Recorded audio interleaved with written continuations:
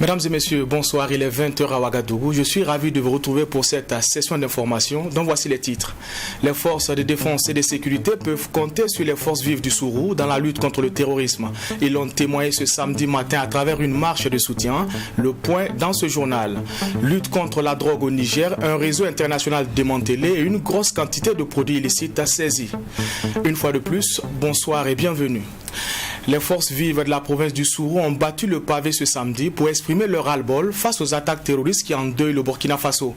Les marcheurs ont émis le vœu de voir la construction d'un camp militaire dans la province, mais en attendant qu'on prenne en compte cette doléance, ils ont remis un véhicule et des ordinateurs au poste de gendarmerie avancé de Toini en guise de soutien aux forces de défense et de sécurité. Le point avec Michael Tougri. En rang serré à travers cette marche dans les rues de Tougan jusqu'au commissariat, les populations de la province du Sourou, dans toute sa composante, restent solidaires des forces de défense et de sécurité dans la lutte contre le terrorisme. Avec ces pancartes en main, les marcheurs disent non aux attaques terroristes au Burkina Faso et surtout dans les provinces. Face à ces tueries injustifiées dans la province du Sourou, les forces vives adressent un souhait au président du Faso. Solliciter de votre part, au regard de la recrudescence des attaques, l'installation d'une base militaire dans les Sourou. Nous appelons tous les fils et filles du Sourou à l'union, car c'est ensemble que nous pouvons vaincre les forces du mal. Ce message est donc remis au commissaire de la province du Sourou. Nouzélé Kafando a félicité les marcheurs pour leur soutien à l'endroit des forces de défense et de sécurité et promet transmettre le message des forces vives acquis de droit. Permettez-moi de vous exprimer toutes mes félicitations pour cette bonne initiative et mes encouragements à persévérer dans cette dynamique de la lutte. Je voudrais vous rassurer que votre message sera transmis avec diligence à son Excellence, Monsieur le Président du Faso. Un véhicule, des ordinateurs ont été déjà remis à la gendarmerie de Touni en vue de renforcer la mobilité des Pandores. Une expression d'un attachement des filles et des fils de la province du Sourou et une volonté de mettre un terme aux attaques terroristes dont la vision selon eux est de déstabiliser le Burkina Faso. Les forces vives de la province du Sourou ont également décidé d'apporter leur pierre à ça, leur soutien en donnant donc un véhicule, en donnant des ordinateurs, des imprimantes, notamment à la brigade de gendarmerie de Touni, qui est une brigade avancée vers la frontière du Mali, où c'est un peu la porte d'entrée. Donc ces moyens-là peuvent également, avec les moyens du gouvernement, les aider à combattre ces forces du mal. La province de Sourou fait face depuis le mois de septembre 2018 à des attaques de personnes non encore identifiées. La dernière en date a fait 2 policiers tués à Kembara, à une quarantaine de kilomètres de Tougan, dans une embuscade le 6 décembre dernier.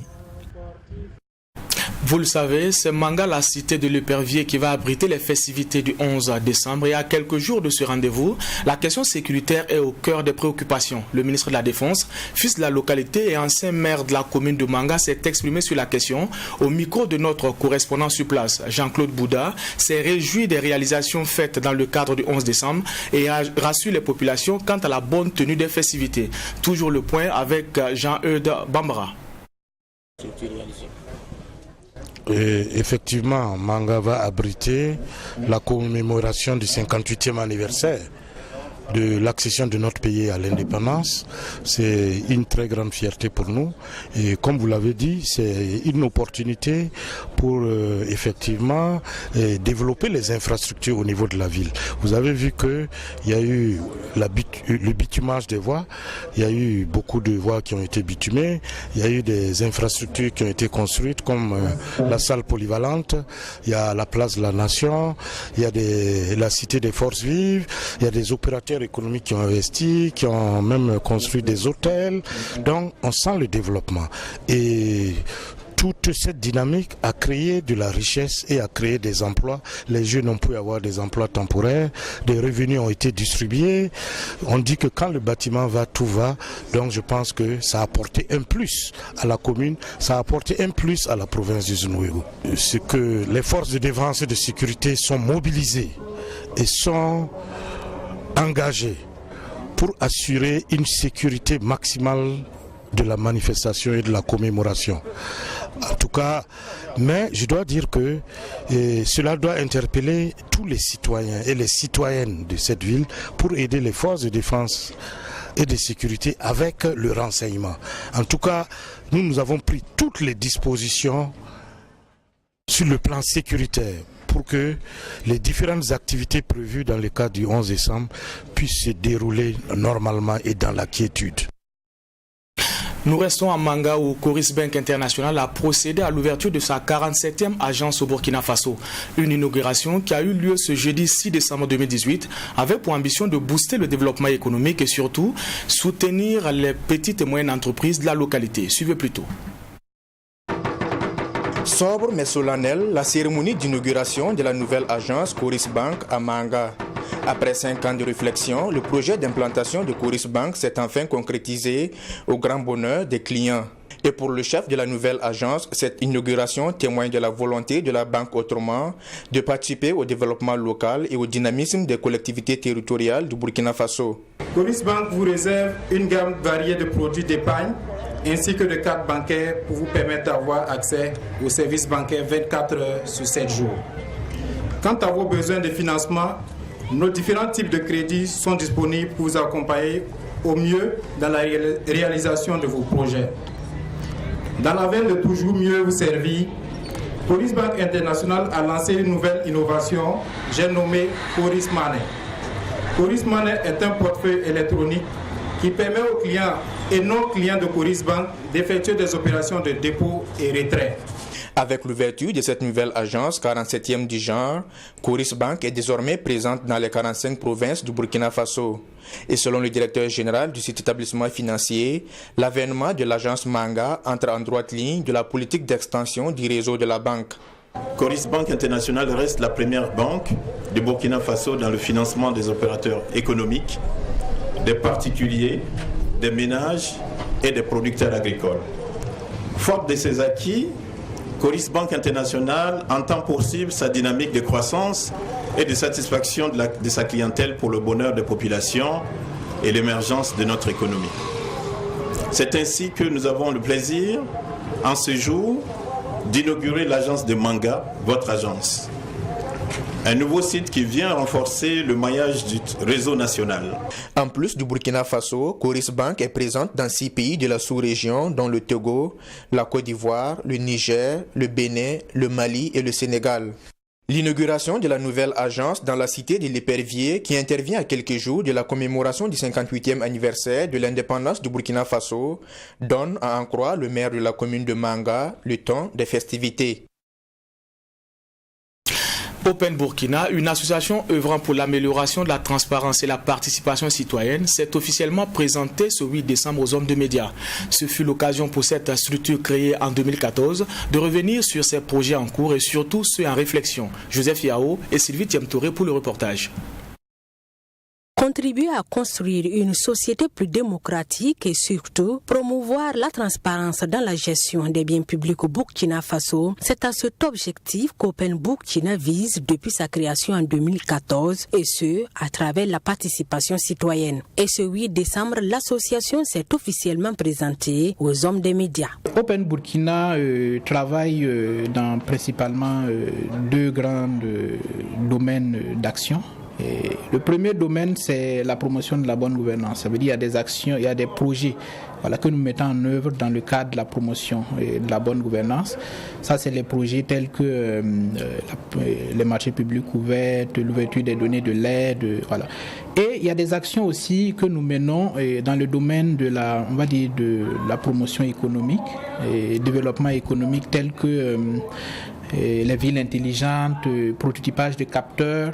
Open Burkina travaille sur 4 projets tournés vers l'accessibilité des citoyens à l'action gouvernementale et vers une amélioration de la transparence et de la redevabilité au Burkina Faso. Le premier, c'est la commande publique ouverte. Au niveau international, c'est comme ça que ça s'appelle, mais c'est l'ouverture des marchés publics, si vous voulez.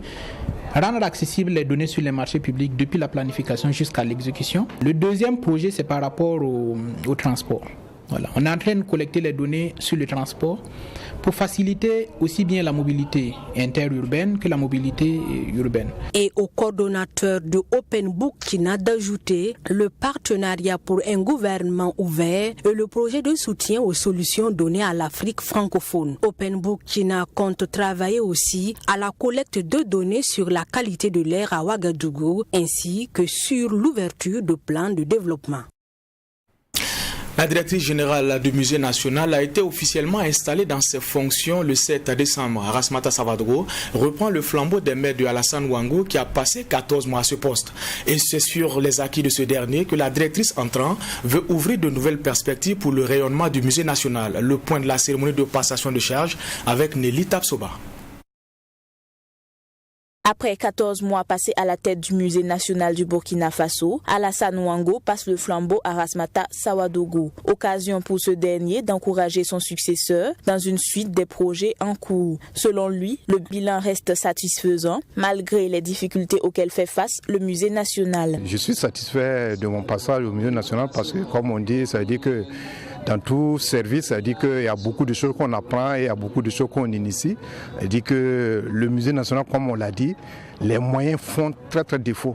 Mais en 14 mois, ça dit qu'avec le peu de moyens, ça dit qu'avec l'appui de certains partenaires et des collaborateurs, on a pu en tout cas initier pas mal d'activités à l'endroit des plus jeunes choses publiques et aussi à l'endroit aussi des artistes contemporains aussi qu'on est en train de voir. Ça dit que rapprocher l'art contemporain aussi à l'art ethnographique. Donc je peux dire que, en tout cas, ça dit que je ne suis pas tout satisfait de ces 14 mois passés au niveau du Musée national. Dans le but de promouvoir la Galerie nationale, la nouvelle patronne promet de mener des activités en vue de donner une meilleure visibilité à la structure. Mon tout premier combat serait de rendre ce musée plus vivant. Pour cela, nous allons multiplier les activités d'exposition, les activités de communication. Vous savez que le rôle du musée, c'est de diffuser le patrimoine culturel que nous avons.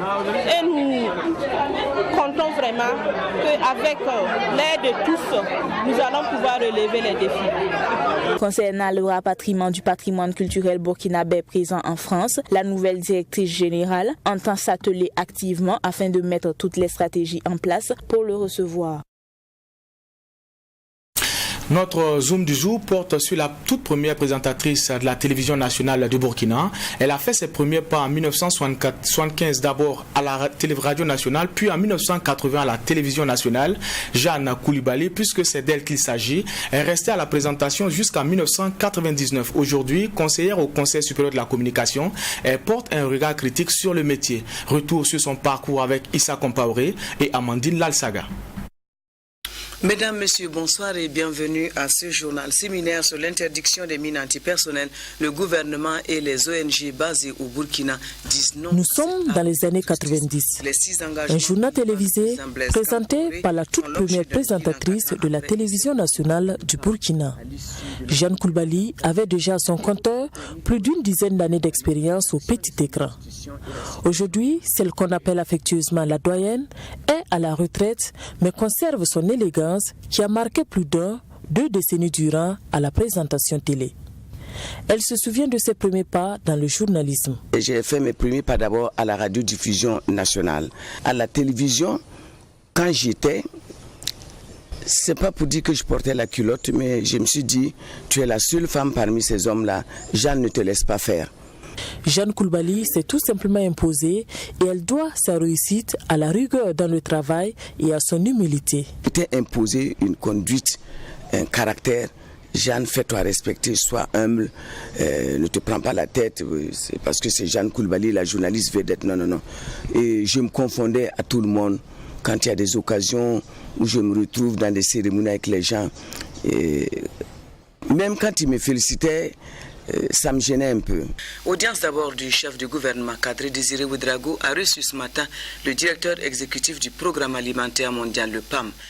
Elle garde de bons souvenirs de ces années passées à la télévision nationale du Burkina. Une anecdote, les gens disent que Jeanne Koulibaly, là, on la connaît. Elle a commandé tel élément, c'est pas venu, on a balancé un autre élément, alors que j'ai bien aligné les éléments dans mon préconducteur pour l'alignement. Et ceux qui étaient là en cabine là-bas, qui savent que mon journal n'a pas été, dès que j'ai fini seulement, chacun se cherche. Parce que, ah oui, ça se sait. J'ai aimé mon passage à la télévision. J'ai aimé, je continue d'aimer ma maison, mais hélas, malheureusement, qui me déçoit actuellement. Et Jeanne Koulibaly d'ajouter ne vient pas au journalisme qui veut. La doyenne a un regard critique sur le métier et plus précisément sur la présentation télé. J'ai un pincement au cœur parce que souvent quand je suis le journal, bien qu'il y ait le prompteur actuellement, La qualité n'y est plus. Ça n'y est plus, ça n'y est pas du tout, ça n'y est pas du tout. Et puis, enfin, c'est... Je me demande si vraiment ils ont fréquenté des écoles de journalisme. Après le petit écran, Jeanne Koulibaly a occupé le poste d'attaché de presse à l'ambassade du Burkina à Washington, aux États-Unis. Non, j'ai dû interrompre en 1984 parce que j'ai été le défunt Thomas Sankara quand il a créé la société Faso d'Anfani. Soit dit en passant, j'ai été la première à signer sur l'acte de naissance de cette société. En 1999, où j'ai été décoré, et en 2000, pour tout couronner, on m'a affecté à l'ambassade du Burkina Faso à Washington. Une carrière bien remplie pour cette mère de 3 enfants qui entend garder sa passion de l'image jusqu'à la fin de sa vie. Je peux l'écrire le jour où je ne serai plus, peut-être à ma dernière demeure qu'on m'accompagne avec une caméra ou un micro. Pour l'heure, Jeanne Koulibaly continue de faire profiter de son expérience à la jeune génération tout en gardant un pied dans le monde des médias, notamment dans celui de la régulation, comme conseillère au Conseil supérieur de la communication. Hors de nos frontières, à présent, au Niger, la police a annoncé vendredi avoir démantelé un réseau international de trafic de drogue. Le coup de filet a permis l'arrestation de 6 individus dans le sud-ouest du pays, avec la saisie de 110 000 comprimés de tramadol d'une valeur estimée à 18 millions de francs CFA. Écoutons le porte-parole de la police nigérienne. Il est au micro de notre correspondant permanent à Niamey. Dimanche 2 décembre 2018, nos éléments se trouvant au niveau du poste frontalier de Petelkoji avaient procédé à une fouille d'un camion en provenance du Burkina Faso transportant de la pomme de terre. Donc dans le véhicule, nous avons saisi 25 000 comprimés de tramadol 225 mg.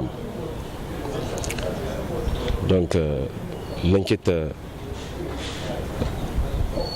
a connu des avancées significatives, ce qui nous a permis d'interpeller quelques membres du groupe dans la région d'Agadez avec à leur possession 85 000 comprimés de tramadol, toujours 225 mg. À ce niveau, il faut comprendre que leur mode opératoire est très simple. La première personne quitte Niamey en direction du Burkina Faso. Il prend la marchandise qui sera transportée dans un véhicule gros porteur, dans les camions gros porteurs en direction de Niamey. À partir de Niamey, ils ont un complice qui travaille au niveau d'une compagnie de transport qui lui, il a pour mission d'acheminer la marchandise à Agadez. Et de l'autre côté de la Libye, plus précisément à Sabaha, il y a aussi un chauffeur qui quitte Sabaha pour venir récupérer la marchandise à Agadez afin de l'acheminer au niveau de Tripoli. C'est une première dans un pays musulman. L'Église catholique a béatifié ce samedi en Algérie 19 religieux catholiques assassinés durant la guerre civile et parmi ces victimes figurent les moines de Tibérine. L'Église catholique a béatifié à Oran 19 religieux catholiques assassinés durant la guerre civile en Algérie dans les années 1990, dont les 7 mois de Tibérine. Je crois que c'est un peu comme la partie visible d'un iceberg. Et à travers eux, on pense à tous ceux qui ont donné leur vie, les imams, les mères de famille, les pères, enfin tous ces gens-là. Et je pense que c'est leur rendre hommage et se dire qu'aujourd'hui, la fraternité est encore possible. Et je pense que dans le monde où on est, c'est capital. Environ 1200 personnes, dont quelques centaines venues de l'étranger, familles, amis et pèlerins, ont assisté à la célébration sur l'esplanade de la chapelle Notre-Dame de Santa Cruz. Leur attitude et leur persévérance dans la foi est quelque chose qui m'interpelle et c'est pour ça que j'ai tenu à être présent avec mon épouse pour leur béatification. La chapelle, qui surplombe Oran et son port, a été récemment rénovée et son esplanade rebaptisée Place du Vivre Ensemble lors d'une cérémonie. Ces 19 martyrs d'Algérie sont 15 Français, 2 Espagnols, un Belge et une Maltaise, issus de 8 congrégations catholiques différentes, assassinés entre 1994 et 1996. Parmi eux figure Monseigneur Pierre Claverie, dominicain et archevêque d'Oran. Fervent partisan du dialogue avec l'islam, il a été tué en août 1996 par une bombe avec son jeune chauffeur algérien Mohamed Bouchiki. Ont été aussi béatifiés les 7 mois de Tibérine, enlevés dans la nuit du 26 au 27 mars 1996 et dont seules les têtes furent retrouvées. Un assassinat dont les circonstances exactes restent encore mystérieuses. La vie est plus forte que la mort. Ce que nous souhaitons, c'est que les générations à venir construisent l'avenir l'un avec l'autre et pas l'un contre l'autre. Comment éduquer nos enfants à débattre et non à se battre. Le destin tragique de ces 7 mois a inspiré le film du réalisateur français Javier Beauvois, Des hommes et des dieux, récompensés au Festival de Cannes, qui les a fait connaître. C'est la première cérémonie de béatification à se dérouler dans un pays musulman, a rappelé à Rome le père Thomas Georgéon, postulateur de leur cause.